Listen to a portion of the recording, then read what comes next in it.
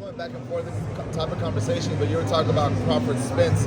As a trainer, a lot of people like to hear your input on that fight. You know, what's your prediction? Or I love both of them. Both of them are number ones in my book. Can't wait to see the fight. I know you said about big fights, there's a lot of obstacles. That fight, it seems like it might be some obstacles that's holding it up right now for November or December. Say if it doesn't get made and Spence go like another round like Thurman or somebody, who would you have in that fight? I'm always roll with Spence, and I like Thurman too. You get what I'm saying? But Spence, I know him personally between Spence. I know Thurman too because I know all the guys from the amateurs. You get what I'm saying? I grew up with them. You know, so it's hard for me to actually pick one over the other. As a young coach, a coach is grinding and whatnot, I like to see them matchups. You get what I'm saying? Because you get to see the best in the world. Calvin, interesting question for you. Because Anthony Joshua was about to fight Usyk in the rematch. Now that's gonna be a good one. He now has Robert Garcia in his corner. Right. You recently, not that recently, but you picked up Amino Williams. So how long does it kind of take me just like, okay, 4 or 5 fights until you're just like, all right, this is my fighter. He's doing exactly what I want him to do? I don't know. It's just based on the relationship, who bring the best out of him. You know what I'm saying? And that's what I'm looking at. So we can't say anything until we see what he learned in camp translate in the ring. That said, who you got? I gotta put you on the spot, brother. You always put me on the spot. Like I said again, I'm a fan too. You get what I'm saying? So I gotta wait. You got to see how it's translated in the ring. Is he really took what he learned and put it in that ring? Coach Calvin, Danny Garcia's debuting at 154 tomorrow. Obviously, we're right now at the weigh-in. Right. What are the pros and cons going to a fight? Just beefing up to 154, jumping into another weight class. Probably comfortable, to tell you the truth. You know what I'm saying? If he made that decision because it was top dogs, he was one of the top dogs in the 140. Him going up to the 154, that means a lot. So that makes that weight class even important there. You know what I'm saying? Him making that move.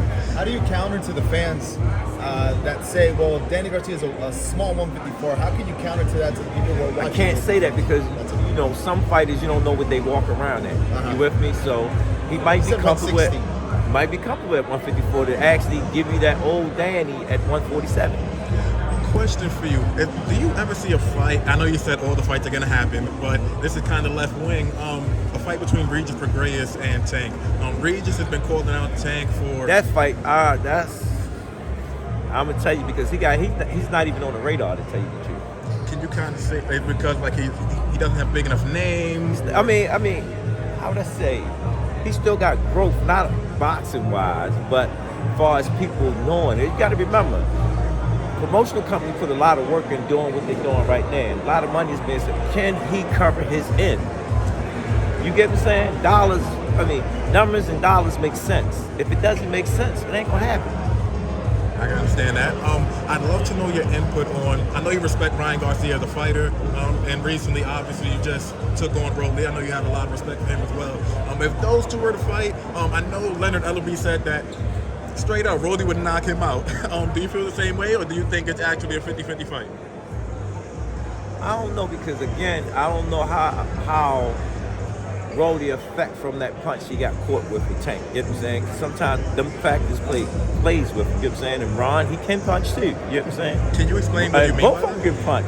It's a great fight. Can you explain what you mean by that?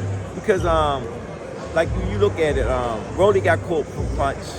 And Ron haven't got dropped like that. You know what I'm saying? Y'all with me? He just got caught for body shot, got back up and finished the fight. You know what I'm saying? If Ron hits Rolly, is he going to still feel the same way being in that situation with Tank? Y'all understand what I'm saying? So that plays a factor. Now, talking about Rolly and Gervonta, during the fight, I just want to get your input on this. Gervonta was talking to...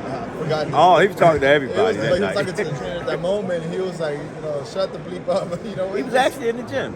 Yeah? He was actually in the gym that night. They made that night a gym night for us. Gotcha.